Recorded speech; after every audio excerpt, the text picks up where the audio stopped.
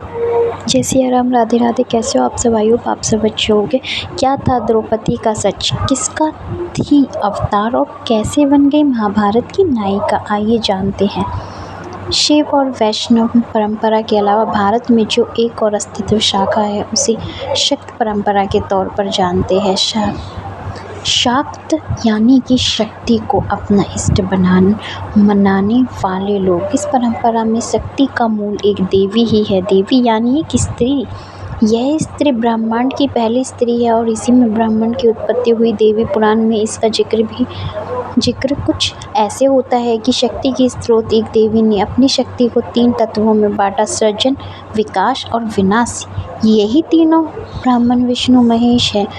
ये शक्ति ब्रह्मन तत्व के साथ मिलकर सृजन करती हैं, विकास के साथ पोषण करती हैं और विनाश की शक्ति के साथ सब कुछ फिर से इसी में समा जाता है। अब देवी कालरात्रि की उत्पत्ति का जो आधार है वह यह है कि यहाँ कुछ नहीं है या कुछ भी दिख नहीं रहा है, या जो नहीं है वही अंधकार है। यह अंधकार का स्वरूप काला है और ना होना ही कालरात्रि है।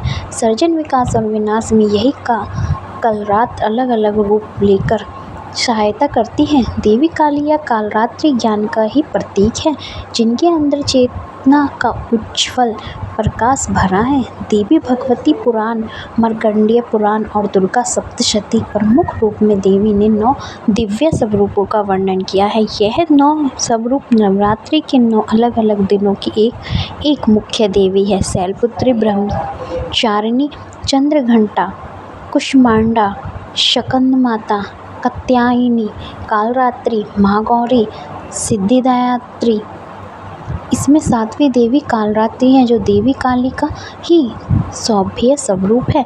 भले ही उनके गले में मुंडमाल है, साथ ही हाथ में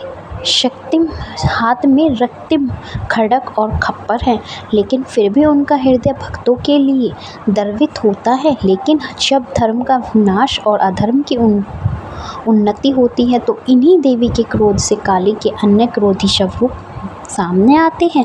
माता महाकाली का स्वरूप इतना विस्तृत है लेकिन हम इनके सिर्फ भयंकर और विनाशक स्वरूप के बारे में ही जान पाते हैं। इसके पीछे की वजह यह है कि देवी के इस रूप का प्रकट्य ही युद्ध के बीच हुआ और वह भयंकर रक्तपात बचाती हुई सामने आती है। देवी महाकाली अम्बा के क्रोध की पराकाष्ठा भले ही है, लेकिन असल में इस स्वरूप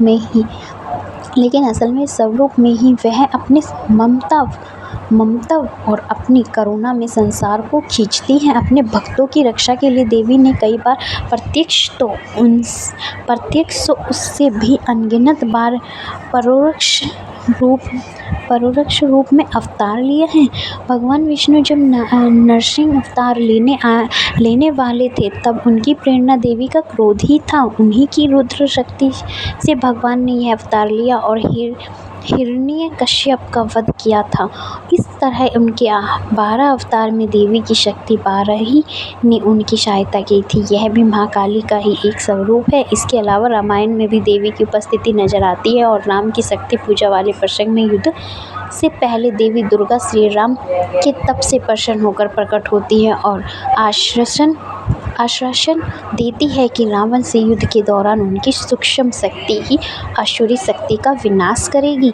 महाभारत इतना बड़ा महाकाव्य है और ग्रंथ है कि इसके साथ कई दंत और लोक कथाएं भी चलती रही हैं। ऐसी महागाथा है कि जिसमें कई अवतारों के जन्म लिए और धरती पर आए। युद्ध से बहुत पहले काली ने सची इंद्र की पत्नी, रति काम की पत्नी, रोहिणी चंद्र की पत्नी, सांध्या सूर्य की पत्नी और खुद की आत्मशक्ति 64 योनियों को प्रकट किया। 63 योनियों को तो उन्होंने अलग अलग स्त्रियों के रूप में जन्म लेने अवतार को कह दिया, लेकिन उन्होंने खप्पर योगिनी को रोक लिया। अब उन्होंने इन 5 देवियों की शक्ति को मिलकर एक स्त्री शक्ति का अवतार दिया और उसे अग्निदेव के वश में मिला दिया।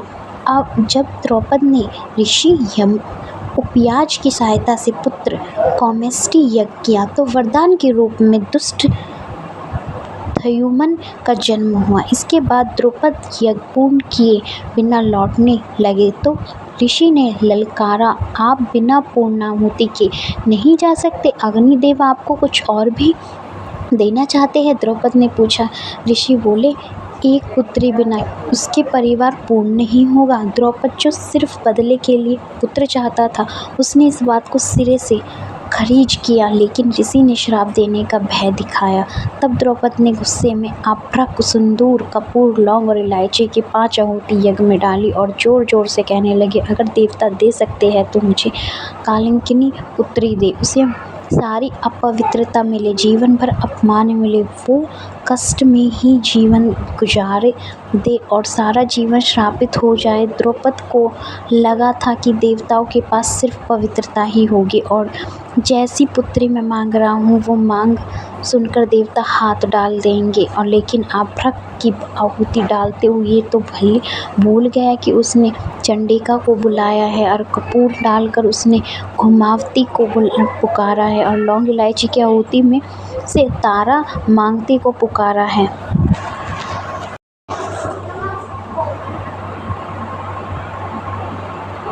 लौंग इलायची की आहुति से तारा मतंगी को पुकारा है और सिंदूर डालकर खप्पर वाली कालिका को घर बुला लिया है।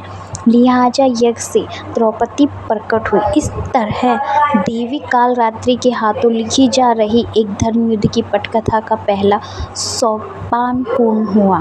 आखिरी में क्या हुआ? एक दिन इंद्रप्रस्थ में युधिष्ठिर द्रौपदी के कक्ष में थे। भीम उधर से गुजर रहे थे। अचानक उनकी निगाह खिड़की से कक्ष की ओर पड़ गई। उन्होंने देखा बड़े भैया द्रौपदी के पांव दबा रहे हैं और द्रौपदी पलंग पर खप्पर लिए बैठी है और बड़े ही क्रोध में युधिष्ठिर को देख रही है। बीच बीच में कह रही है कि तुम सबको खा जाऊंगी, रक्त पी लूंगी। भीम ये देखकर क्रोधित हुए और कुछ समझ नहीं पाए। उन्हें कृष्ण का ध्यान आया। उनकी माया वो पहले ही जानते थे पर कभी समझ नहीं पाए थे। भीम ने कृष्ण का ध्यान किया तो कृष्ण सामने आ गए। भीम ने कहा कि अर्जुन तुमसे बहुत सवाल करता है। मैं आयु में तुमसे और अर्जुन दोनों से बड़ा हूँ, इसलिए आज मुझे भी कुछ बता दो। कृष्ण ने कहा, पूछिए, क्या पूछते हैं? भीम ने कहा, तुम्हारी माया क्या है, मुझे भी दिखा दो। इस पर कृष्ण कहते हैं, अच्छा, आज की रात आप चुपचाप वन चले जाइए और तालाब के किनारे एक वृक्ष है, उस पर बैठ जाइए। भीम ने ऐसा ही किया।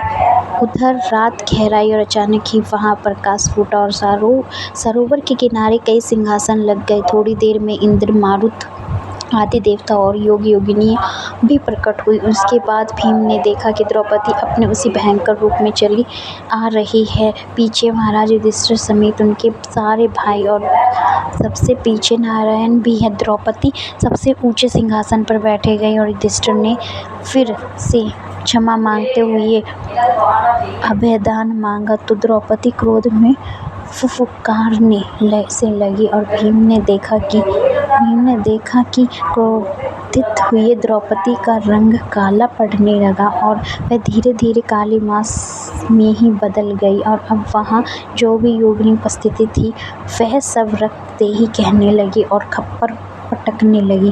भीम यह सब देखकर मूर्छित हो गए। होश आया तो सामने कृष्ण खड़े थे। उन्होंने पूछा कि क्या देखा? भीम ने कहा, आपकी माया। कृष्ण ने कहा, कोई उपाय है?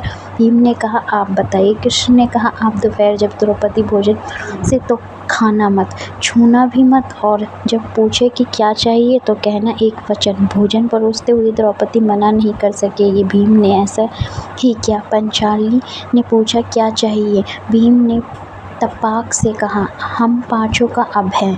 द्रौपदी ने अभी ये सुना ही था कि कृष्ण आ गए और बोल पड़े कि छठे प्राण मेरे भी छोड़ दो। द्रौपदी खीस गई और इसी दौरान कुछ बोलने की कोशिश में उसकी जीभ दांत के बीच आ गई, जिससे जीभ का घाव लग गया और जमीन पर रक्त की 6 बूंदें गिर गई।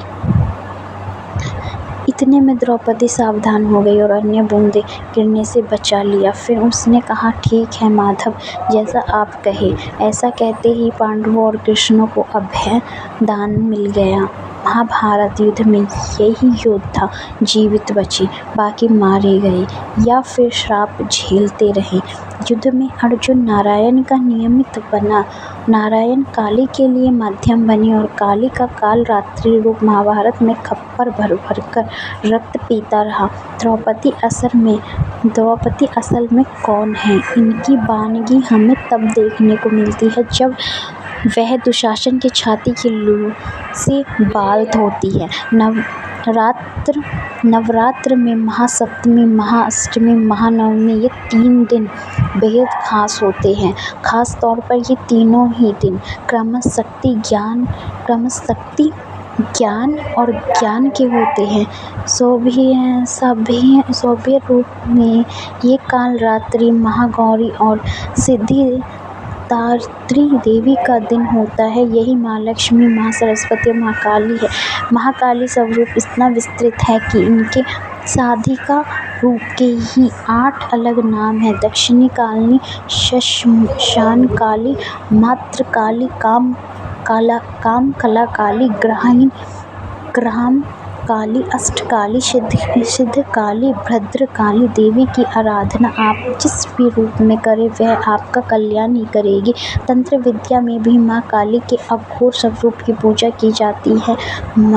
अगर तंत्र सकारात्मक और समाज के कल्याण के लिए है तो तब तो ठीक है, नहीं तो बुरी कामना से किए गए तांत्रिक प्रयोग ना तो सफल होते हैं और ना ही देवी उन्हें स्वीकार करती है। देवी काली का स्वरूप जीवन का पर्याय है, जो बताता है कि जहाँ अंधकार है, ज्ञान का प्रकाश भी वहीं कहीं है। ज़रूरत है तो केवल उसे खोजने की, अपने अंदर झांकने की और सही रूप में पहचानने की।